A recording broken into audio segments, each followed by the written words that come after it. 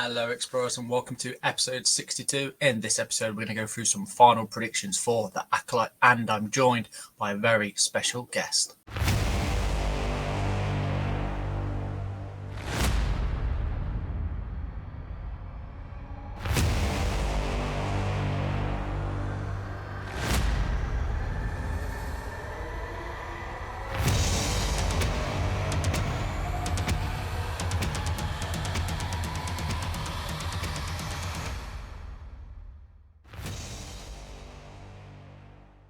Hello Explorers and welcome to this week's episode. As always, joining me is the wisest of Jedi Masters and loyal of companions. It's my favourite American friend, it's Jimmy. Howdy. How are you going on, Jimmy? How's the holiday? Well, now that I realize I'm in the wrong time zone, things are a little bit smoother. Tell the listeners what's happened. So we're supposed to record at 8 o'clock for Great Britain, and typically that's 2 o'clock for me in Kansas, but I am in Ohio/Pennsylvania border, so that would be 3 o'clock. So I was on here like, where's Jack? Where's Jack? Where's Jack? Why is Jack late? And then I realized that I am lost in wild space. So that's my vacation. But now vacation's been good. We went to Niagara Falls. It looks like Octo. I'm going to post some stuff. It's pretty cool. Nice. Get to go out into Niagara Falls and then do some different things. And now we're at camp and just rode will be like a 40-kilometer bike ride, I believe, for you guys, 25 miles for us Americans. And my legs are tired, my body's tired, and I need a nap. Nice. Sounds like you're having a good time, buddy. Yeah, it's good and great. How about you, Jack? Yeah, not too bad. Really busy with work, even though I'm working from home because I still can't drive or do anything yet with my leg. I've had some more physio as well. Waiting for a MRI scan to see what the damage is for my leg. But apart from that, I've just been absolutely busy with work. I know I've just said I've been busy with work, but I've also just keep watching the Acolyte stuff over and over. I've watched all the episodes now again 2 or 3 times. I'm trying to see if I can piece things together or pick up something we may have missed. But no, yeah, just really busy with work. Also, again, as always, it's that time of the week. Everyone loves to hear Jimmy butcher some names. So, without any delay then, time to shine, big guy. All right. Well, make sure that you hit the like button and you hit subscribe and do all that good stuff. But here we go. And again, I apologize in advance. We got J_Tails, Josh Pizza 27, the Scarif Scoundrel, Star Wars Padawan, Star Wars Padawan 101, Tony.Wan, Gory Comics, Jamie Hennon, The Dadalorian, Rich Woobles, Jeff Cook, Joseph Soto, Mariana Marinov, Eddie Simpson, Cordelia Katrin, Jessica McNair, Corey Dorer. Yeah, so I think I get most of those right. Yeah, strong effort again. Well done. Again, a massive thank you to everyone that's joining. Hope you stick along with us. Again, please keep sharing the name out there. We're all over Facebook, Instagram, TikTok, X, Thread, and YouTube. Please like, share, and subscribe. Keep joining the community. We've built a tremendously interactive community as well. Everyone's always talking every single day. There's tons and tons of Star Wars content getting posted on our Instagram and also over on our Facebook as well from everybody. It's not just me and Jimmy that are running the show over there. You know, you, the fans, are doing it all for us as well, which is fantastic. We love engaging with everyone. So thank you so much for joining us. Now, let's get into then this week's Force Encounters. All right. Well, I'm on vacation. That means I'm with my family, my immediate family. And that means Hank the Tank has been present. Woo! So we had a pretty fun. It was pretty fun. We were talking Acolyte. He's not a fan. He hasn't enjoyed it too much, unfortunately. But we're working through. I'm trying to help him understand he can dislike something without putting other people down. And, and I was like, you don't have to, so we're working on that, but it was been fun. We're out on a boat fishing. I'm not a big fisherman by any means. Like I went out because it was my dad's 70th birthday. I'm not really my thing, but hanging out with all the family. It was like 20 of us out on this big old fishing boat in the middle of Lake Erie. And it looks like an ocean. It doesn't look like a lake, like these small little lakes. And it's massive. So we were way out there and At one point, it was me because I kind of get sick on boats. Me and all the kids because they were tired of fishing. And we're just talking Star Wars, and it's like, who's your favorite character? What's your favorite prequel? And just had a good. I mean, it was fun. And my other nephew, Cole, he's really kind of coming into Star Wars, so that was kind of exciting. And he's a little bit more easygoing than me, but so he's really like the Acolyte. But no, it's been fun to just kind of hang out with the family, and then really get to talk to them. This is like the next group of kids that'll come up and do the Star Wars stuff. And then we may bust out the Star Wars Unlimited one of these nights and teach them how to play that. I haven't even played it yet. So we got that starter kit that I got from Wizards Asylum there in Wichita, Kansas. And we'll might open that bad boy up and see if we can't learn how to play that game. So yeah, that's been pretty fun Star Wars for me. It's been a good time. How about you, Jack? You got anything? Good. Probably complete opposite because I've been that busy. Like I say, I've not really had that much time or free time to do anything. I've not even played hardly any games. I've not had a chance to read or finish any of my books. Like I said, all I've been doing is watching the Acolyte literally constantly whilst I've been working. But apart from that, really, mate, not a great deal of Force Encounters. Oh, I started Survivor over again before we left. Oh, nice. So I jumped into that for a little bit. So I also had that to the list. So a couple of days before we left on vacation, I started messing with that. And when the wife's gone, because she goes to Florida, we get back from here, she's going to go to Florida. I'm going to have a few days. I will be beating Jedi Survivor again. Nice. I do keep looking at Star Wars Imperial Assault, which is like a role-playing game sort of thing. I have that, yeah. So I might look at that, and I want to do something with the listeners as well. Stay tuned for more on that front. But yeah, that's the plan anyway. Cool. Okay, so let's head over to Batu then, and we'll see what news we've got coming out of there.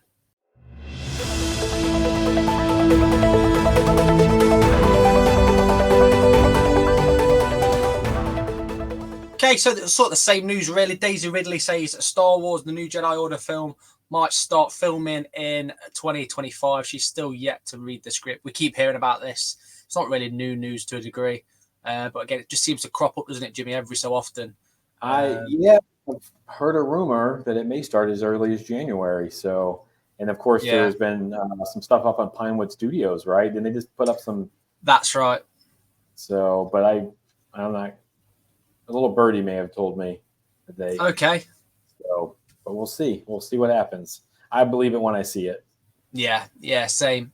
And just going off what you said there, Jimmy, about Pinewood Studios, I know that I've had a new banner thing or a new studio built. Some pictures have been leaked on the internet. And people believe it might be the set for the Mando movie. It's nothing special really. That's in the picture to a degree. It's like a turret from. It looks like from The Empire Strikes Back, one of those turrets from the snow, and some sort of homestead. So it could be the Mando's homestead with some defensive capabilities, maybe. That'd be cool. Yeah, but yeah, the set for Mando's being built potentially, which obviously means filming shouldn't be that far away either. That's exciting. That's exciting, but my news, unfortunately, is not that exciting. It's sad, actually. The actor that played Jedi Master Eth Koth in The Phantom Menace and Attack of the Clones passed away last Saturday. Born in Mombasa, Kenya, Hassani also appeared in The World Is Not Enough, as well as being active in Italian cinema and television, but is best known in the Star Wars realm for his appearances as the Jedi Council member Koth in episodes 1 and 2. So sorry to hear that. He's now part of the living force. So, but, brought a lot of joy to people seeing him. Another Zabrak, right? Eth Koth was a Zabrak Jedi, yeah. So that's why we got him, and we have the other one because they look similar, but they end up calling them different. Because Eth Koth, and what's the other one? It's I can't think of it. Is it Tal? Yeah, I can't remember. Yeah, but they changed them because they look different in in Revenge of the Sith. That's why it's not Eth Koth. It was a different actor, so that's pretty funny. But no, it's sad news. I hate to see that, but if you get to watch those episodes anytime, just give it a little moment of silence for Master Koth. Yeah. Awesome. And in other news, the Snyder report that writer Jonathan Tropper is to write the untitled Star Wars project for Levy. We don't know what film. We just know that the writer is going to be Jonathan Tropper. Now, I don't know a lot about this guy. I know he's done the bits. I think one of the films that he wrote or was part of is something called The Beast Within, which is supposed to be pretty good. Apart from that, Jimmy, I don't really know too much about him. What about you? I haven't heard of the writer, but I mean, Levy obviously is coming off of hopefully what will be a successful Deadpool and Wolverine film. Yeah. So if that crushes it, then yeah, I don't know. I haven't had a chance to, like I said, I'm being out on vacation. I'm actually in the public library in the town that we're next to. I drove a few minutes to get there because there's no internet out where we're at. But yeah, I haven't had a chance. But Levy as a director and producer is not going to bring somebody in to chump.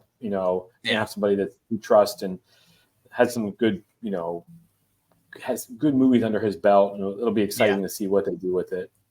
Yeah, very exciting. I've heard nothing but good things so far from people that managed to see a sneak peek of Deadpool and Wolverine. So it's looking good for Star Wars, we hope. Mm-hmm. We're going to hear Jimmy's prediction for the final episode of The Acolyte. So, Jimmy, what do you think is going to happen? Well, I'm praying that they stick the landing because I feel like if it goes in the direction that episode 7 went, we're going to have a hard time defending this show. I think, and I'm not sure how everything plays out, I'm assuming May and Osha, something weird is going to happen with those two. Like the power of 2 is going to be something we weren't expecting, maybe. And then I think that everyone around it has to die. I don't think they're going to pin it on Master Soul. I don't think that's taking it a little too far for everyone who's already upset with the Jedi.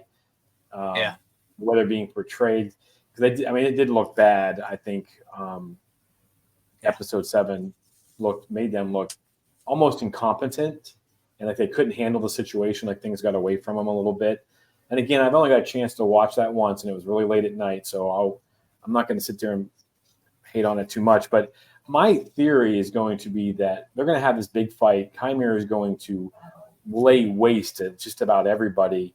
And then I don't know if it's Vernestra or this is where they're going to bring in like Yoda or somebody, and they're going to track Chimera to wherever that planet is. If it's October, if it's what, Del Naka or no, wait, Del.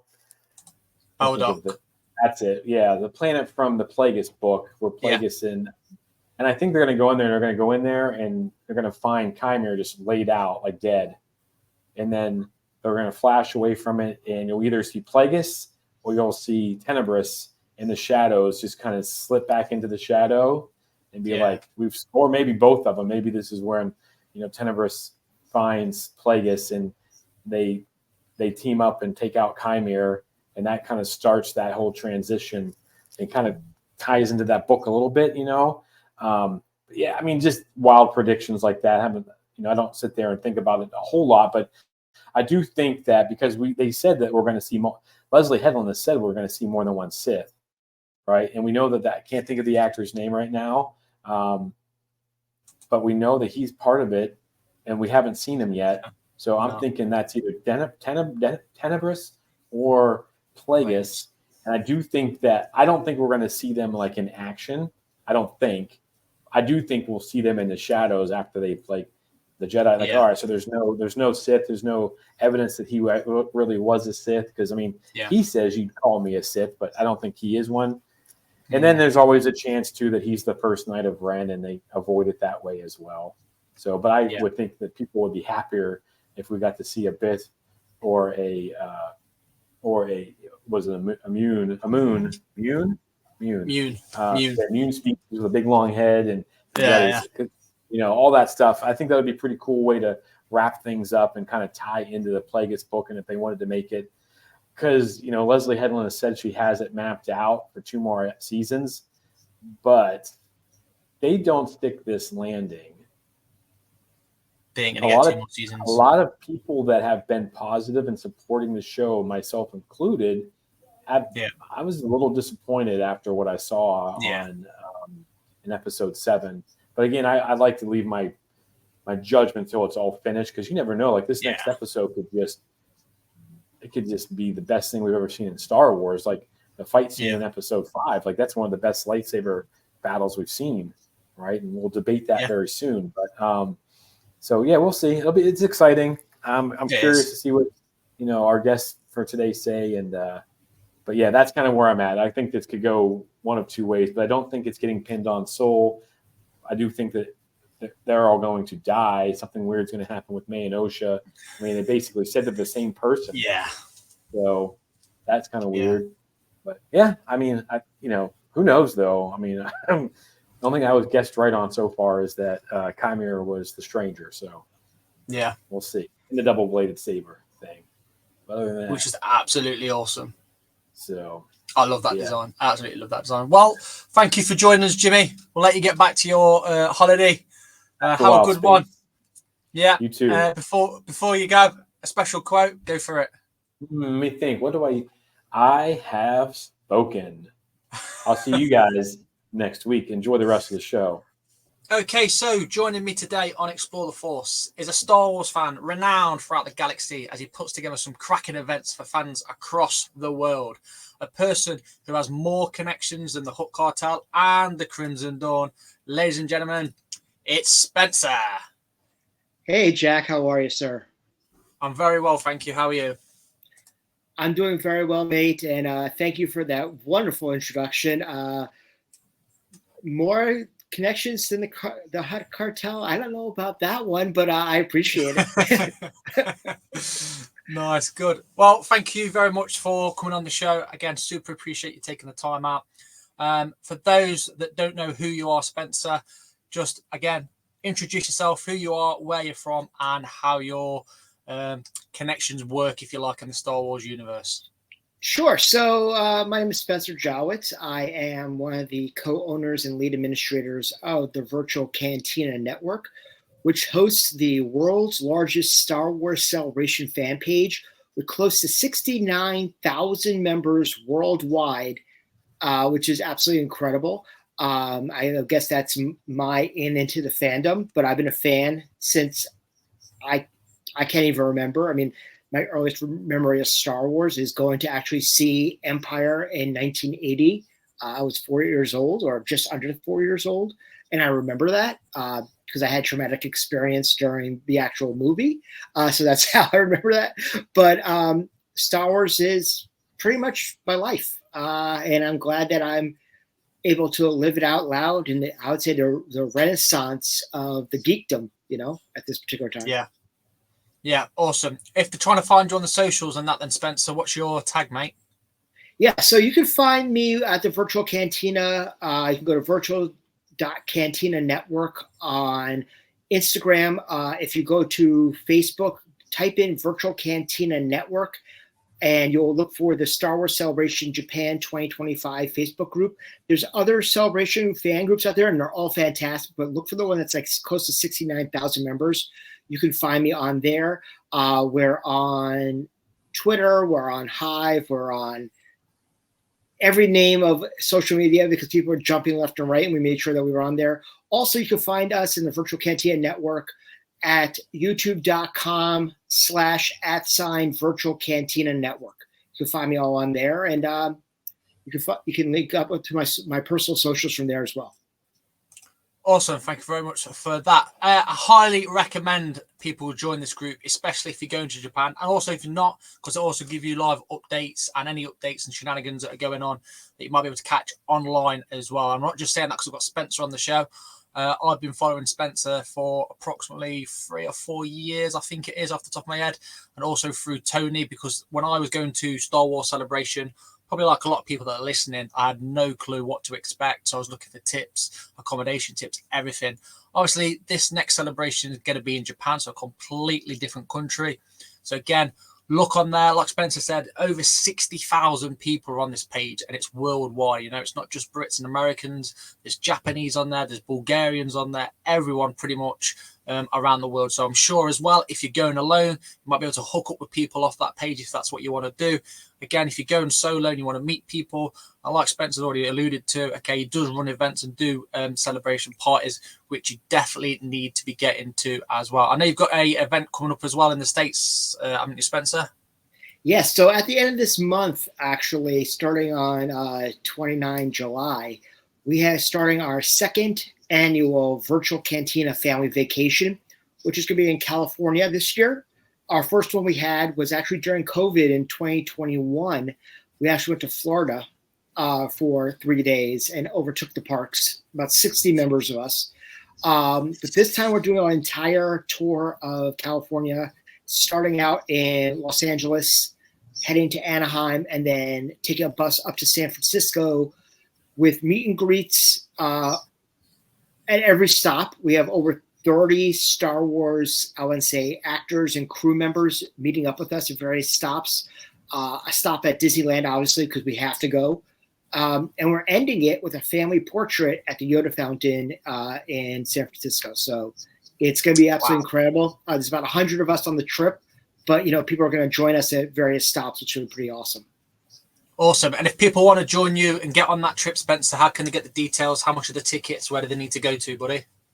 So right now, there are no tickets available for the full entire trip. However, you can meet us at any of our Boonty Eve special editions. One is in LA on the 29th of July at Scum and Villainy Cantina, which is on the Hollywood Boulevard in Los Angeles. Free entry, which is absolutely incredible for that. Over 20 Star Wars actors are going to meet us there for meet and greets starting at 5 o'clock, and then karaoke with the stars right after that.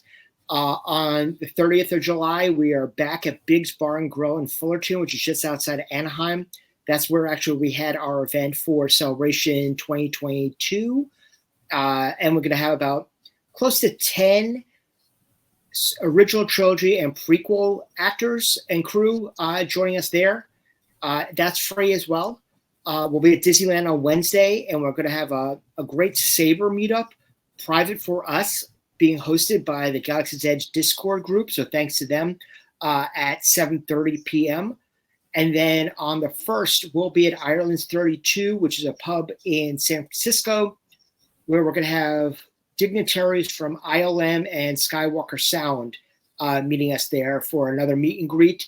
And all of our events that are available are free, except for obviously you got to get a Disney ticket if you're going to meet us at Disney.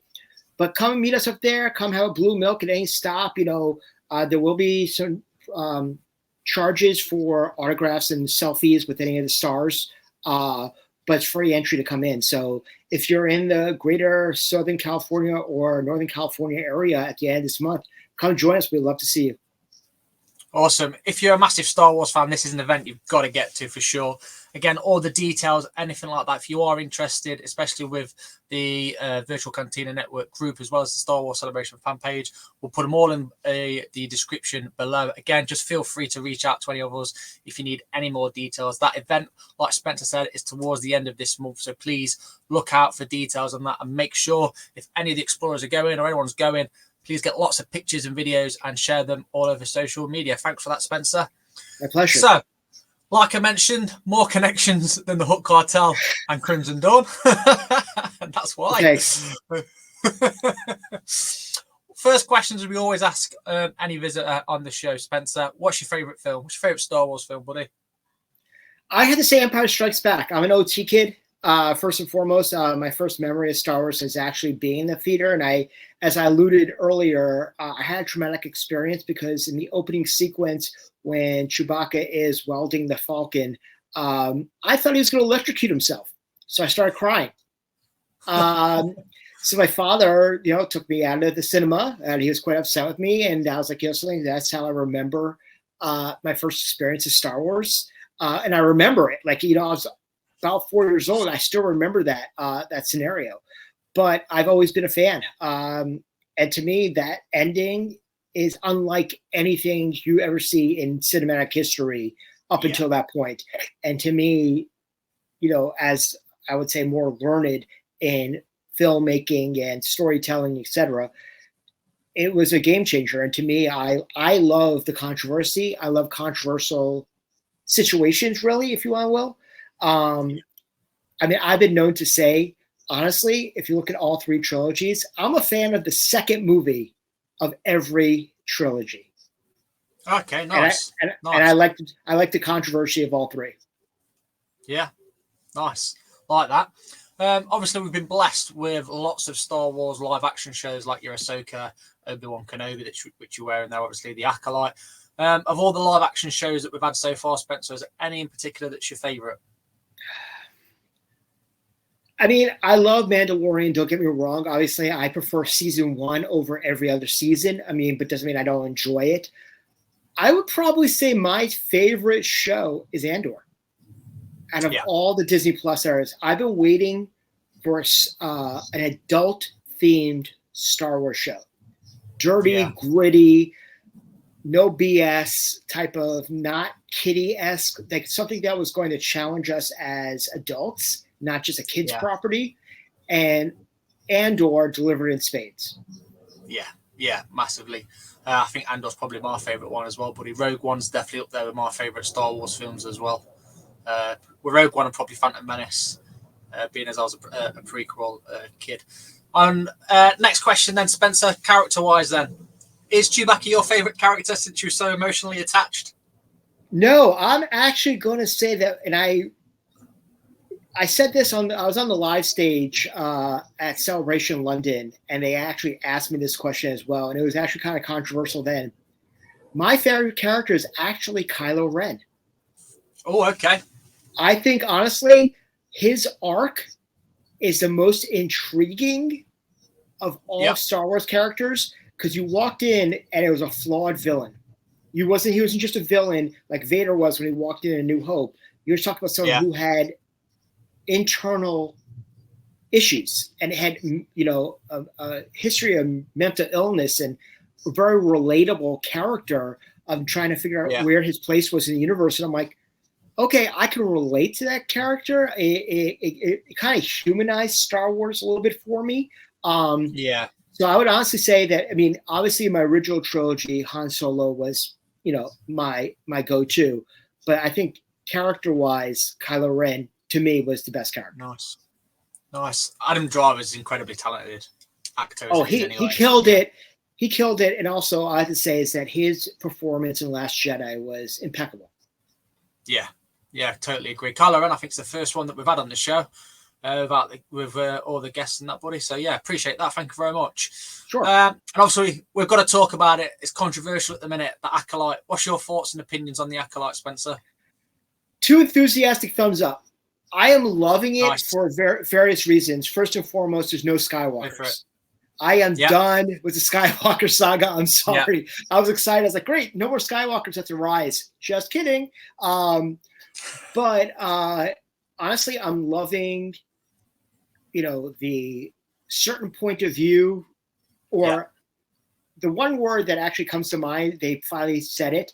It sums up Star Wars: semantics. I'm like, oh my God, that explains Star Wars to a T, and they said it. The dogmatic view that Palpatine talked about was all semantics, and The Stranger talked about that, which I thought was absolutely great. I'm loving that lightsaber battle was absolutely incredible. Like, I was on the edge of my seat. I've never been on the edge of my seat since, I would say, probably really Duel of Fates, really, if you want to say, as far as lightsaber battles is concerned. I mean, you could say the battle in Snoke's throne room was, more good. Recent. That was great. Yeah. But this one was absolutely incredible because there was one guy versus an entire legion of Jedi. I think it's very smart.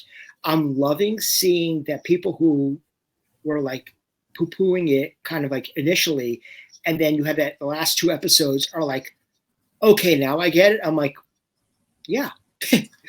Gotta give it time. Yeah, gotta give. That's the same thing with Andor. It's like the slow build that you had. It's like, obviously, unfortunately, in this day of society, people want things like now. They don't want time to. I was literally about to say that.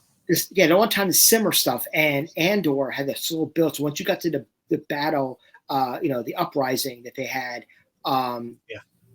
then I just think that it's going really well. I wish there was more than 1 episode left because there's so many things. But rumor has it there's another season coming. Could be filming. So I'm excited. I'm intrigued by the story of the Sith, and I don't think it's retconning canon at all. I think it's adding layers to understand that like Anakin was not the only chosen one. There's not only always one. There's never only always one. There's, look out throughout time, there's always someone else who was in that position at that time. So it's not like it was, up there on a pedestal. I get the plight. I get what people are saying. But at the same time, there's enough Star Wars out there for everybody to find something they'll like. And if they don't like it, cool. If you like it, fantastic. But there's enough out there that people can like whatever they want. Yeah, 100%. And I always say on the show, mate, as well, is love what you love, respect what you don't. This is the way. Absolutely. So the other thing I like to say is that, listen, George wrote these stories initially for kids. He talked about that. A lot of us are adults. We're talking about kids' property. If you want to look at what the maker said, we should kind of get over ourselves a little bit and just enjoy for what it is. You don't have to like everything. There's elements of Star Wars I don't like. But I appreciate it because it's content, because I remember the dark times when I had to wait 16 years for another property. Yeah, exactly. I think as well, you hit the nail on the head when you were speaking about having to wait so long, and now it's all coming at once. And like you said, people expect greatness straight away. I think Leslie Headland doesn't get enough credit because I think she's a genius. Like I said, it's like a slow burn, and you're going to get into it. And I think more people might enjoy it if they watch it as a binge as well. Like Book of Boba Fett, I liked it, weren't great, but then when I binged it, I think I preferred binging it all in one go than watching it each individual one each week.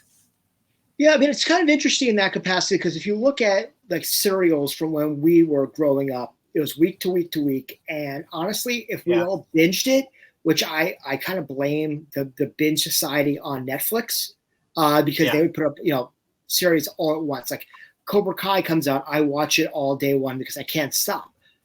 But when we were kids growing up, we would watch a show, we'd be able to mull it over the week, talk about it at school, talk about it with our friends, whatever. And now shows like yours and shows like mine and other podcasters out there have an opportunity to digest and to watch it a couple of times before the next episode comes out.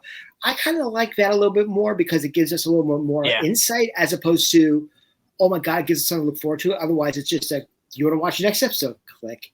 I mean, I prefer to have the week, in between. Yeah. Personally. Yeah. I'm a massive fan of the Acolyte. When I seen it at Celebration, I was going absolutely crazy. First thing I did was go straight to the store afterwards and get some shirts of the Acolyte. Big fan of the High Republic stuff. Big fan of the Old Republic stuff. Phantom Menace stuff I loved. So the Acolyte for me was just perfect. I will admit the last episode I was a little bit with. I wish they'd used Konak a little bit more. I'd love to have seen him fight Cormier. But from what we've had, personally, I've really enjoyed it. I can't knock it really at all.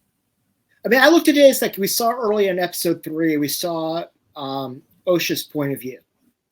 Yeah. Now we saw May's point of view. Yeah. And you see, the dogmatic view of the Jedi and how they're really political. As much as they want to say that they're not, they completely are. Yeah. And I honestly like the other side, but when it goes back to it, it's semantics. Yeah. Yeah. I think that's the theme across the Acolyte. She did say as well, you're going to see this from the Sith's point of view. I still like to see a lot more of the Sith because I'm a big fan of the dark stuff like that as well. Really excited for the last episode. I think a lot is hinging on this last episode for a lot of people as well. I think they're going to knock it out of the water.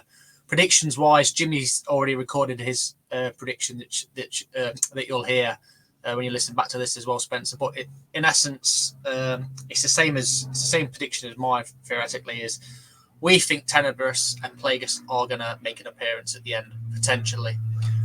Whether that's them wiping everybody out to sort of make it so there's no sort of Sith presence known, whether it's because Cormier's obviously highlight the Sith presence, so they're going to sort of punish him maybe, or as well, I'm starting to go towards the direction of Vanestra rose up to something, which isn't good because we had a little inkling, I think it was episode 1, where she didn't want anything to get out to the Senate. So I think she is not all flowers, unicorns, and rainbows. I think there's going to be a dark side to her as well.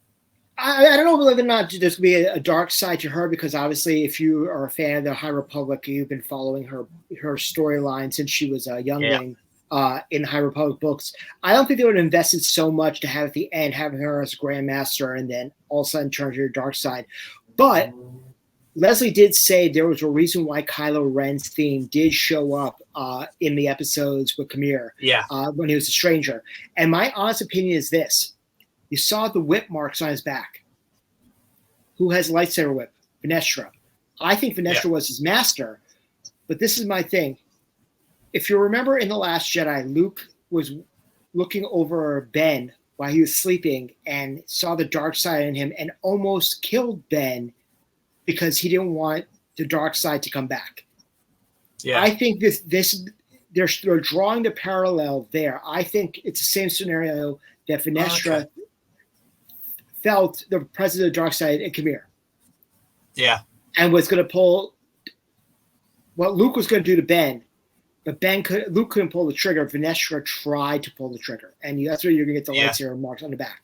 So I really think that's where the Kylo Ren comes, because it has the parallel of the storylines in there.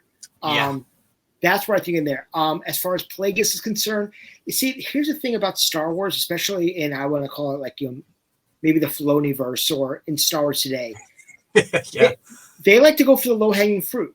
Like literally the low-hanging fruit. Luke Skywalker is the one who trains Grogu, and from that scenario. It's just they like to go for the obvious. I like to go a little bit more of a stretch, but I understand why. So could they go with Plagueis? Yeah, they probably could. Could they go with, Revan? Cool. I'd be happy with that. Or Malik.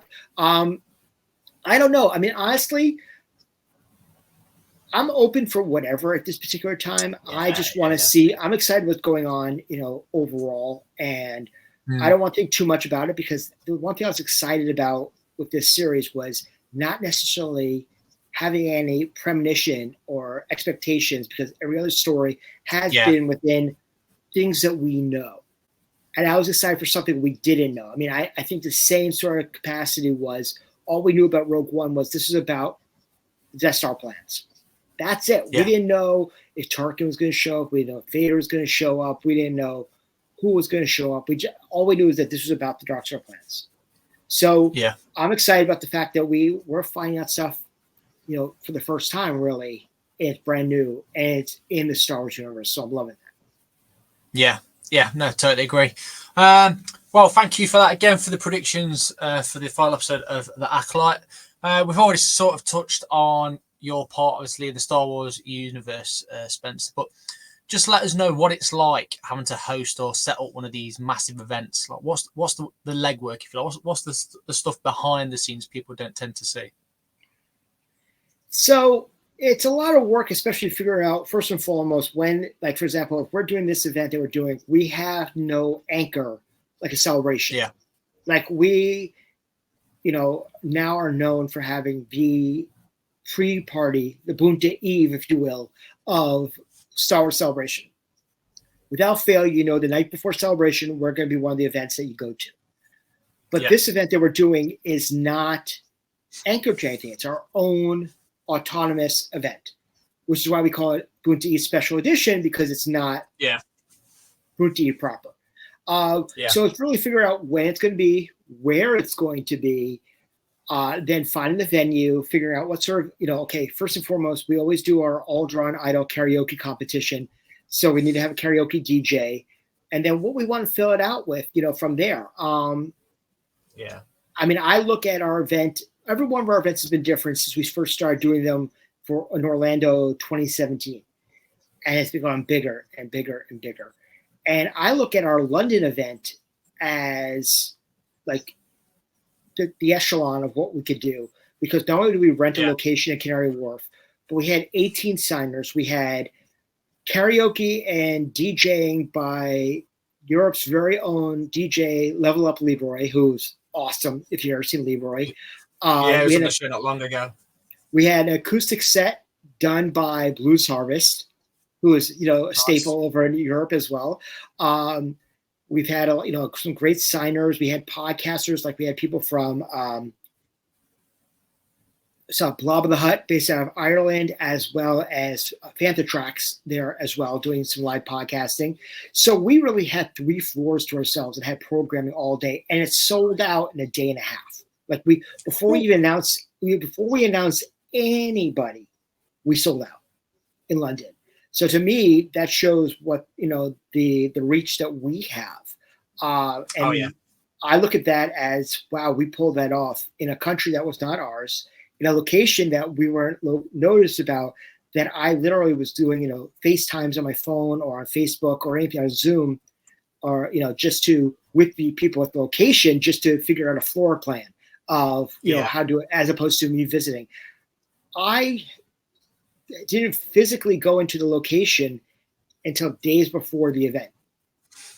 So I walked in knowing everything because I've had multiple video conferences with them, but I didn't scout the location personally, which I normally would have, or sent somebody over there if it was in California or in Orlando or anything. I don't have any of my core team over in Europe at this particular juncture. So it's kind of interesting in that capacity. But what we like to do is we like to try to give you a good intro to Star Wars Celebration, really. If you've never been and you want to meet fans, I remember what it was like to be a fan my first time in 2017 in Orlando, and found it daunting that, we had the overnights at that time, and, trying to get into a panel, get that bracelet, and not knowing anybody really.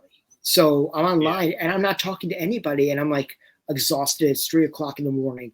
I'm running on alcohol and caffeine at that particular time. So I really don't know, what to expect. Whereas if you come into one of our events, before Celebration, you're going to meet people and they could be like, oh, I met you last night. Okay, I jump in line with you. Or we consider our members family members. You're my brother, you're my sister. So it's a family reunion at the same time. Yeah. So we look at it as, let's get hyped, let's get excited, and let's give the best possible event we possibly can to kick off Celebration the right way. And it enhances your experience, really, because people look at Celebration, and you can look at the straightforward schedule that Reed Pop and Lucasfilm phones out, which is a great schedule, but you don't realize that some of the best parts of Celebration are outside the cons after con. Yeah. And we just add that we add the beginning of the con experience. Yeah, that's something I found when I went to London. I took my son at the time. I think he was only 13 years old as well. Yeah, it was last year. And he did ever so well. I was getting up at 5, 6 in the morning. We only had to take a short walk across to the arena and stuff like that. But he kept up. Was going to lots of events on the outside as well, meeting people. But I think everything celebration-wise for me and him, it was perfect. Nothing went wrong. Everything worked like clockwork. We really enjoyed it. I was going to ask if you're going to Japan. We know you're going to Japan. I'm going to go to Japan. Jimmy's obviously going to Japan as well, so we're definitely going to be hooking up there out in Japan. I can't wait for that. Again, normal score, Spencer, for yourself, events getting set up, locations getting set up. Yeah, so everything's getting pretty much situated as far as Japan is concerned. I have my hotel all situated for both pre-con and during con. I'm going to spend a couple of days, obviously, in Tokyo, as it's my first time, and obviously hit Disney while I'm there because you have to. And, do a little sightseeing as well, and then obviously con itself. We are going to have a virtual Cantina event. I can't say what it's going to be yet. We will make the announcement. Actually, the last day of the virtual Cantina family vacation, I'm going to make the announcement from the Yoda fountain at Lucasfilm of what we're doing in Japan. Nice. I'm excited about it. It's going to be a lot of fun. It's going to be very easy for people to get to. Very, mellow, if you will. But it's going to be, same flair of what we're known for. But that's going to be the Thursday night before Celebration, since Celebration is a 3-day, which is going to be very interesting to see how they pull that one off, and how crammed it's going to be. But at the same time, I'm excited about it. So yeah, I'll definitely be in there. I'm coming. I'll only be over in Japan for a week. So I like to try to, cram my schedule with as much things as possible, culturally wise, Star Wars wise, Disney wise, and con wise that I possibly can. And support, whatever groups are out there, whatever, is going to event. Is there going to be, a 501st Bash? Will Mosh Isley make an appearance over at Celebration Japan? I'll be very interested to hear about that. The Rebel Legion events. Like, I try to support everybody I possibly can because, they support us as well. And I appreciate what everybody does for Star Wars and what the fandom is, because honestly, to me at this point, going and meeting the stars is always great. Don't get me wrong. If you ever want to find me at Celebration, look for me in the autograph hall because I basically live there. But quite honestly, I live for the moments where I can go and meet people and hear about their experiences. I just went to a con in Boston because that's where I live. And so many people in Boston were saying, oh, we're going to Japan. And I'm like, honestly, I'm so excited to hear that you're going to Japan. And it's just because you're going to Japan. It has nothing to do with Celebration. It's the fact that you're making the decision to invest in a trip of a lifetime. Yeah. And that Celebration is your catalyst for that. But the fact that you are making the effort to go to Japan is amazing. I was so impressed. I was shocked the amount of Americans that I saw in London. I didn't expect to see as many as I did. And I saw so many of my friends that I never expected to see over, across the pond. So to hear about more saying we're not missing a Celebration, we're going to Japan. To me, that's incredible.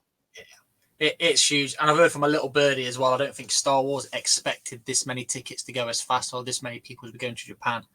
So I think they're feeling the burden there. So I'm interested, like you are as well, mate, to see how they're going to police that and, sort out the population that's going, if you like. It's going to be very interesting. Me and Jimmy, we actually met at Star Wars London Celebration, and that's where we decided to carry on talking, obviously, and start this podcast. So if it wasn't for Star Wars Celebration, Explore the Force wouldn't exist. So I'm totally with you on that level of meeting fans and friends and family alike.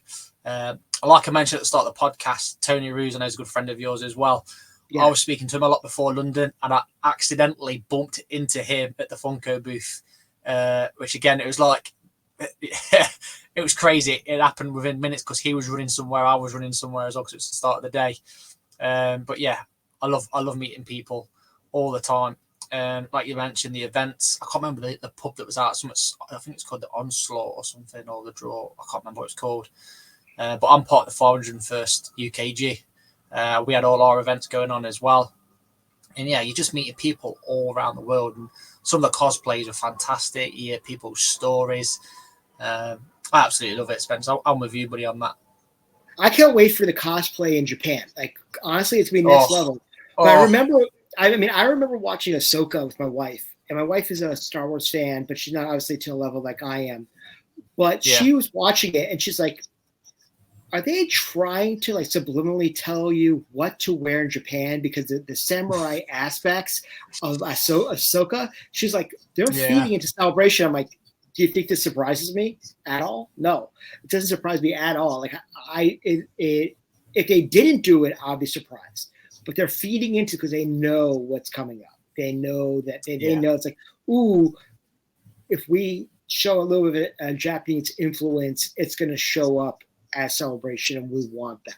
So that samurai kabuki aspect that they're subliminally putting in your head, like, okay, how many people are going to start building their kits now? Yeah, I can't wait even for the merchandise, like the shirt alone. I missed the pre-order, but I'm definitely going to get that when that comes out. 100%. I love the Japanese style stuff. Oh, I love the fact that they had the logo available in traditional Japanese lettering, English, and then a hybrid. I'm like, I bought the hybrid. I'm like, okay, that is really cool. Like to me, that's awesome. Like, I'm silly like that. And the fact that I was like, ooh, I like the things that are unique as opposed to, obviously I like straightforward stuff like, the Obi-Wan shirt that I'm wearing currently right now, but I love something different. Yeah, that's part of the reason I got this shirt at Celebration as well. Something different. Looked really good as well.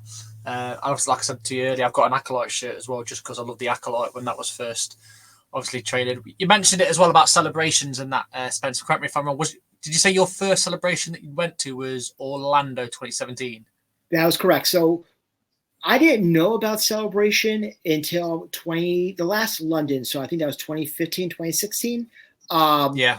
And one of the mentors that I have over here went to London and was, live tweeting and everything from there. I'm like, what is this? Oh my God. And I literally spent my work time sitting in my cubicle with YouTube on a different tab and watching it work. And I'm like, okay, I don't care where the next one is going. I'm there. Like, that's it. Like, this is ridiculous. Like, why have I never gone to a Star Wars Celebration or known about it? And you get the bug. That's what I call it. It's the Star Wars bug. And even, I have friends who said to me, one of my dearest friends from college is part of the 501st NEG up here in New England. And she's like, she's like, I used to go to London all the time as a kid. This might be my only time to ever go to Celebration. I'm going to go there and I'll be done. After that, she's like, yeah, about that. She's not going to Japan, but she's said any other ones that she can go to, she's going to.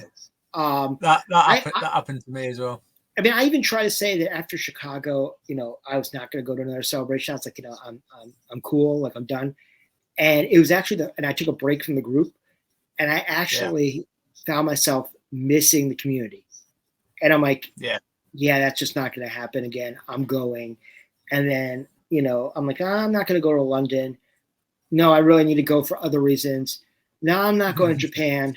Yeah, I'm going to Japan. Like, it was like, every time I say I'm not going to go, it's the FOMO, but it's also, it's the pull. It's the pull, it's the draw of the force, the draw of the dark side, if you will. But I also, some of my best friends in my life are because of Star Wars and the group in particular. So we'll go and we'll have meetups at other conventions that we'll go to and hang out with each other. Or one of our members, Skip, had like 20 of us in his house in North Carolina last summer. Nice. Just for a weekend of just sightseeing, not really doing. We had our own saber meetup and stuff, but it wasn't really Star Wars based. It was all friends. And I'm like, I mean, I love my normie friends, don't get me wrong, but I spend more time talking with my friends from around the world in Star Wars than I do with people who live maybe 30 minutes away from me. So it's interesting in that capacity. But to me, they're some of the greatest people I ever know. And I know that if I go to any city in the country, or almost city in the world, really, I might find a member that I could probably have a pint with and just chat Star Wars or hear your stories, which I love that more than anything else, is that how Star Wars makes you feel whole. Like, I feel like for the first time in my life, I found my tribe. A lot of us were the outsiders. We liked Star Wars, wasn't cool back when we were kids. And then we're looking for their whole lives. So where do you belong? And this community is exactly where I felt like the most myself ever. And I'm almost 50 years old myself. And in the last 7 years, I found who I was. Yeah. That's the thing. Like you said, the community is the strongest thing about Star Wars, massively. And you can see everything Star Wars community always pull together all the time. Brilliant. Again, with Celebration as well, Spencer, with the ones that you've been, which one's been your favorite and why? Each one is unique. Yeah. I didn't get to go to Anaheim because actually my brother got married in Lake Como the weekend of Celebration. So I went to Naboo during Celebration. How dare he? Right. So, but I actually flew out to California and ran our Bunta Eve. And then as soon as Bunta was over, I grabbed my bags, went to LAX, flew back to Boston, changed my bags, grabbed my wife, and then flew to Milan for our brother's wedding. So I literally had the Celebration experience without being at Celebration in itself. Because I got to Bunta. I love that. I had to run that. And plus also I told my brother, if you're getting married on Naboo, I'm wearing a Jedi robe to your wedding. Like, you can't, come on. And there may or not have been, I might have left a red and blue kyber crystal somewhere on the island in the name of our Lord and Savior Anakin Skywalker, because I'm that guy. But I would honestly say that my favorite celebration, overall celebration in Chicago 2019, I had an absolute blast. I lived in Autograph Hall. The Autograph Hall is absolutely incredible. major props to Mark Van Olen, who ran Tops at that time. That autograph hall was fantastic. I love the autograph halls. Don't get me wrong, that OPX did in Japan.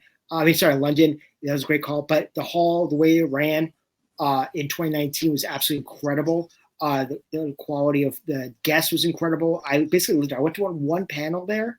I went to the Phantom Menace panel. And honestly, after that panel, I was like, man, I wish I stayed in the autograph hall because this panel was not what I thought it was going to be. Because the first panel I ever went to live was the 40th anniversary panel of Orlando 2017, where they had Harrison, they had Mark, they had George, they had Billy Lord, they had John Williams show up. Yeah, is that why the music and it all came up? Yeah. That ruined panels for me forever. So honestly, I can see why. That was great, but I didn't know anything about Celebration really. And that was my first show. But Chicago, to me, overall, celebration-wise, was my favorite. London was incredible for different reasons. I had a great time, and I did everything I wanted to do in London and then some. But my celebration experience, my best celebration experience, was actually Chicago. Yeah. Like you, mate. My favourite celebration is my first one, London, but it's the only one I've been to. But we'll see what Japan can bring, shall we? It's going to be very interesting because I've been watching a lot of YouTube videos, obviously, of Tokyo Comic Con, which hails exactly from the Misadi Mise Auditorium in Convention Center in Chiba. Just to get a layout of the land, like Tony is as well. And there's very grainy footage from Japan, 2005, I believe it was. The first celebration in Japan, so you can find footage out there, but it's not very good. But it's interesting on how they set it up back then, because if you look at like the autograph hall, and they show like where Daniel Logan was, they had like an A1 8.5 by 11 sheet of paper written with a Sharpie of his prices, like scotch taped to the wall. Like there was no like major signage. It was basically like, okay, cool. We went to, if you went to a smaller con, they had, just taped to the wall, their pricing. Yeah. That's what Celebration was back in 2005. So, that's be interesting to see there. But I'm going in with no expectations. I'm going to be intrigued to see what the guest list is. I'm very excited about the fact that they announced 4 guests already. My honest belief is the reason they did that is so many people are traveling such a far distance for this one that they had to give us something, because we're putting this investment, thousands of US dollars, thousands of pounds just to head over to Japan. They got to give us something to say, okay, well, we saw so many people come over for London. We got Japan's even further from a lot of people. Let's give them something right now, and then they'll have an idea.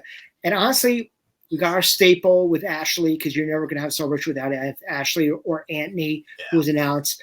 Tem, fantastic, because Tem picks and chooses what shows he goes to. Really, he doesn't go to a lot of shows, but when he goes, there's a reason behind he's going. And then the first public appearance of Doug Chang. Like Doug, you can meet on the floor at Celebration. I met him for the first time in London. Yeah, just walk straight past you. Literally, I was getting my coffee at Kosi at the front of the O2. Not the O2, the Excel Center, and I'm like, hold my coffee, ran over, took a quick selfie, ran back, got my coffee first thing in the morning. But this time I can get an autograph with Doug and actually chat with him. I'm excited about that, So it's going to be interesting to see who is going to be there and who's going to be brought over Japan for this. Yeah, I can't wait. I've got a few predictions, but predictions of me at the minute aren't great. If you've seen my previous shows for the Acolyte, completely off. Right. Obviously, you've had quite a bit of interaction with celebrities and actors or people of the Star Wars universe, Spencer. You got any good stories with any of the actors or the guests or anyone like that you've met? So I met a lot of fantastic actors throughout the entire saga, and I will, I can't say I have had experiences with each. Best experience, I'll start with my favorite experience and the most memorable experience, if you will. And they both happened actually in Chicago. First and foremost, I brought a Rebels Mall Pop to get signed by Sam Witwer. Okay. And I asked him to put on it, "He will avenge us," which was Maul's last line in the Twin Sons episode of Rebels. Yeah. And he said, what did you think of that final scene? I'm like, if that was a callback to Phantom Menace. He said, well, how so? I said, if you look at the way Obi-Wan is holding Maul, it was very similar to the way that Obi-Wan was holding Qui-Gon when Qui-Gon was killed in the Phantom Menace. And he said, trust in, you got to train this kid, blah, blah, blah, blah. He will avenge us, obviously talking about Luke. He's like, that's exactly what Filoni wanted. He wanted that callback. So I'm like, and he spent like 5 minutes talking to me about this. And to me, there's a line behind me. The fact that Sam Witwer like had that time with me and was able to tell me that and gave me the goosebumps of my premonition was correct. I'm like, oh wow. So to me, he was probably the best fan experience I've ever had. Yeah. But I'd say the most meaningful one is that one of the things I loved about Celebration 2019, the Autograph Hall, was the fact that not only was your photo ops timed, but your autographs were timed as well. So you had a certain time to get in line. I love that. I hate the free-for-all, quite honestly, just because, my own personal anxiety and stuff like that. I'm going to spend my time in an autograph hall, but if I know I have to be somewhere at a certain time, I'm more apt to be there on time. So they did that for Celebration 2019. Celebration on Monday ended around 4 p.m. Chicago time. I had a 3:30 time with Peter Mayhew on the last day of Celebration 2019. Ooh. He canceled first day of Celebration because he was not feeling well that year. My last autograph was with Peter Mayhew at 3:30 on the Monday of Celebration. He died 2 weeks later. I have one of the last Celebration autographs of Peter Mayhew. Yeah. And when he'd passed, when I schedule my plans for Celebration, I have it on my phone with alerts. I have it on my app. Yeah. I have it on my calendar. I have it in hard copy form because my mind's overwhelmed. I want to know where I'm going. I screen capped my schedule for the day he passed.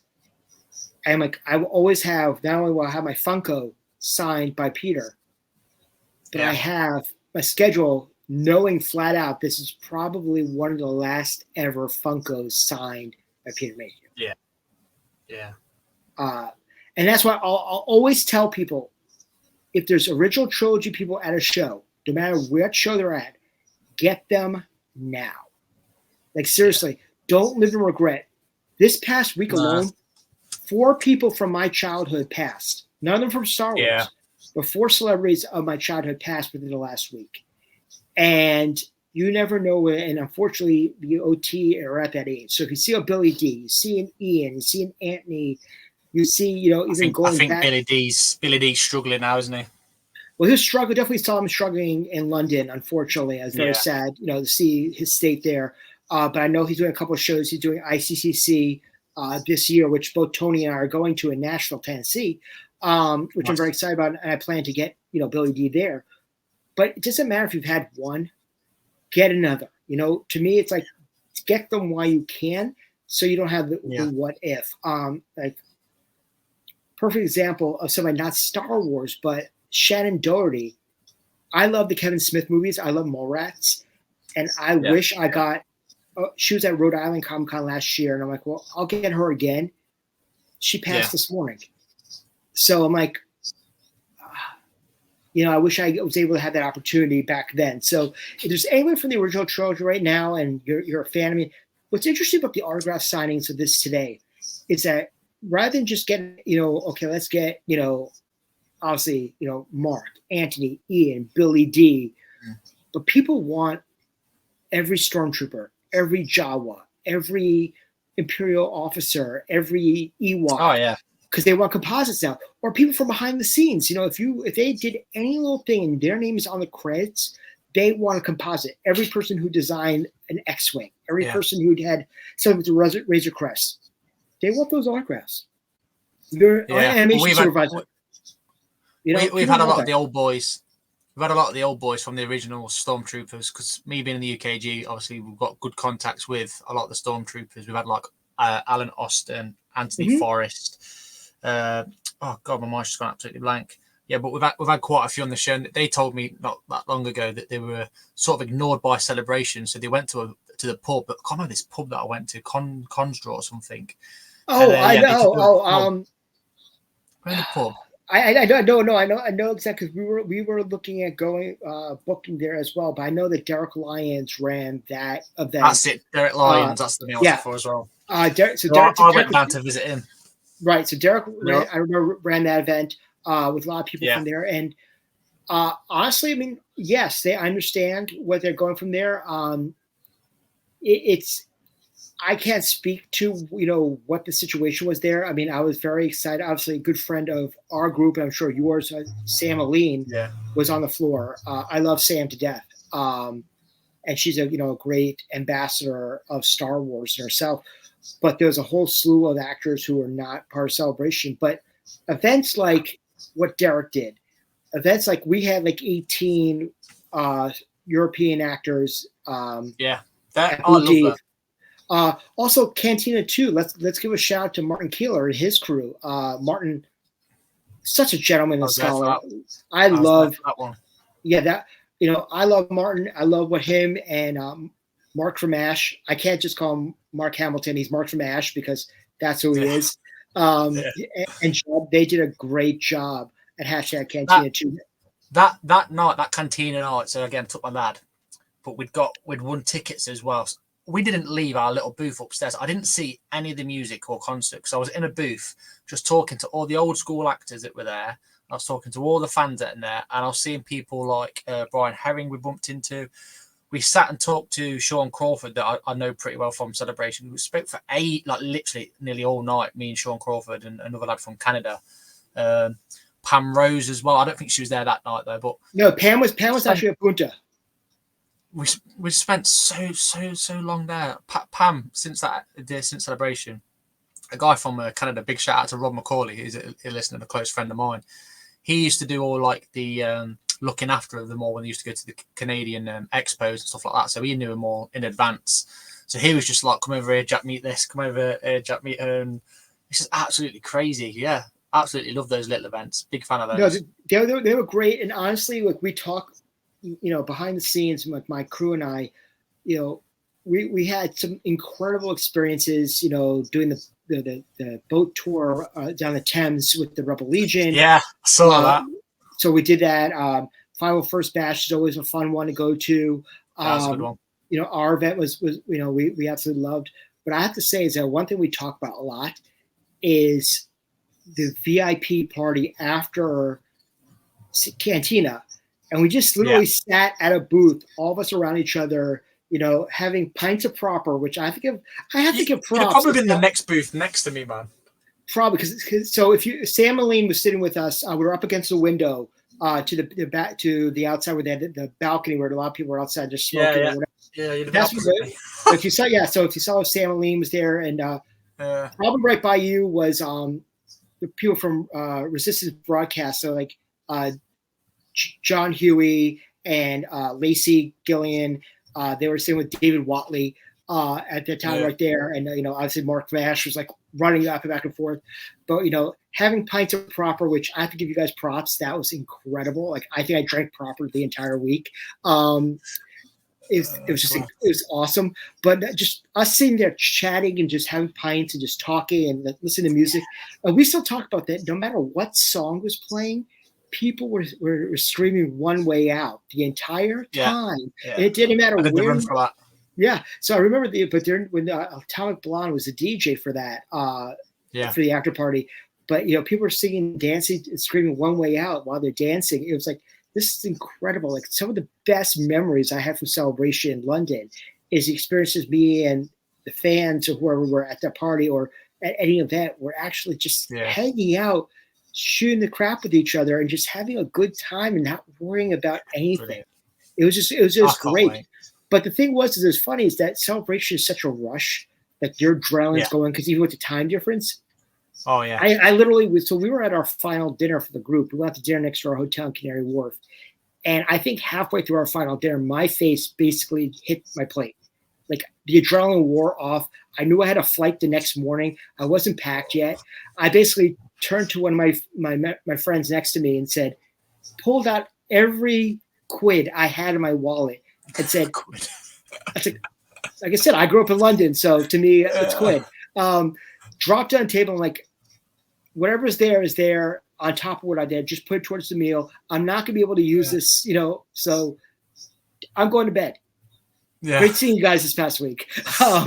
So to me, it's celebration. It's burning the candles at both ends. But the fact is, it's that there is nothing in the world. You can go to any con you want to in the world. And I go to quite a few cons, and there's a lot of cons, obviously, small, big, whatever size over in Europe or in the United States as well. But there's nothing. You can go to New York Comic-Con, you go to San Diego Comic-Con, which I'm going to for the first time in a couple of weeks before our trip. There's nothing but like celebration. And I've said to everybody, if you prep for celebration, you're good for any other show you ever go to, because nothing's like celebration, and celebration will over prepare you for any other show you go to.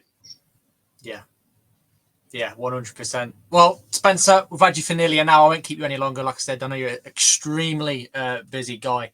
And before we do go, obviously, we like to sign off with a little Star Wars quote. But before we do that, Spencer, the floor's yours again, mate. Just again, promote your event, Boon at Eve, all that good stuff, and let the lucky listeners know where they can find you if they need any more details. Buddy, the floor is yours. Absolutely. Well, first and foremost, Jack, thank you so much for inviting me to be on this show. I know it's been a while, so we were trying to figure out the right time for all of us to be on. But thank you very much for having me. You can find me at the Virtual Cantina Network. We are the hosts of the world's largest Star Wars celebration fan group, close to 69,000 members. We're hoping to go for 100 by Japan. We actually hit 50,000 day one of Celebration in London, and we were at 60. We hit 10,000 more members during Celebration alone in London. So you can find us there. You can find me on podcasting twice a week on the Virtual Cantina Network at youtube.com/@Virtual Cantina Network. I'm always down to chat with the fans about anything and everything, get you ready for Celebration. Props to our boy Tony over at Star Wars Sith. We work a lot together for information about things that are going on there. But if you're in the greater California area, come see us at Boon to Eve Special Edition on the 29th of July at Scum and Villainy Cantina in Hollywood, on the 30th of July over at Biggie's Bar and Grill in Fullerton outside of Anaheim, California, Disneyland on the 31st of July, and at Ireland's 32 in San Francisco on the 1st of August. But also, if you're going to other cons, look out for us. We do have meetups at other shows all the time. You just had me up last night over at Fanboy Expo, Knoxville, Tennessee. We're going to have a meetup over to San Diego Comic-Con. We're having a meetup at New York Comic-Con. So we have meetups all the time, for our fan group or anything of that nature. But don't forget, we will be in Japan. And on the 2nd of August, we will be announcing what we are doing in Japan live on the Virtual Cantina Network. So become a member. We'd love to see you there. It is the event to go to the night before Celebration, because like I said, if it's your first time, you get to meet people that you might have seen online, like Jack or myself or Tony or other members, out there, but also an opportunity to meet people that you can jump in line with, go see a panel with, go have a meal with, have a pint with, go have a sake with, since we're going to be in Japan, or Karen, Sapporo. I find I have quite a few of those. And I just want to say I don't condone underage drinking. Just want to throw that out there. I had to preface that. I'll just talk about alcohol. I don't want to say that. But also, get involved. There's more to Celebration, just the convention right there. And some of my favorite memories of Celebration is actually outside of con. So get involved, support groups like Explore the Force, support the Virtual Cantina Network, support Resistance Broadcast, support Explore the Force, and Tony's Star Wars Sith. We're out here for you guys, and these are great groups. Not about the clickbait mentality that's out there of just getting clicks on YouTube. we're up there for the fans themselves, that you can like what you like, hate what you like, but also remember you're no more a fan than the next person. So never say to somebody, you're not a fan because you like this. No, you just don't like what that's completely okay. I honestly, let me get on my soapbox for a minute. I'm a huge advocate for The Last Jedi. I know that's not everybody's cup of tea, but honestly, I found that I wasted so much energy trying to convince people why they should like Last Jedi than just saying, you know something, enjoy what you want. And I found more enjoyment in just letting go of that and realizing that we're not always going to agree, and that's fine. It's all good. Just enjoy Star Wars or whatever. There's so much content there. There's a Star Wars for every generation. 2019, I didn't really care for the prequels, but I saw the love that Ahmed Best had. The people, and it was the kids of the prequels who are the parents now bringing their kids. And I'm like, you know something? I wasted 20 years of not liking the prequels. Let me just go back and watch it again. And I've grown to appreciate it and love it. Just love Star Wars. And whatever element you don't have to like elements of it. It's okay. There's elements I don't like as well. Just enjoy the community. The community to me is what makes Star Wars. And that's 100%. What we thrive on. So go to Celebration, go to these small cons, go to these big cons. Just love it. And you're going to have so much peace in your life just by embracing the fact that there's the beautiful and the ugly, but at the same time, we all come together for a common reason. And we spend so much time feeling like we don't belong in our tribe because it was not cool to like Star Wars. This is the age of the geekdom. Pop culture is embrace it. Pop culture has never been bigger than it's ever been of the 80s and the 90s. Enjoy it now.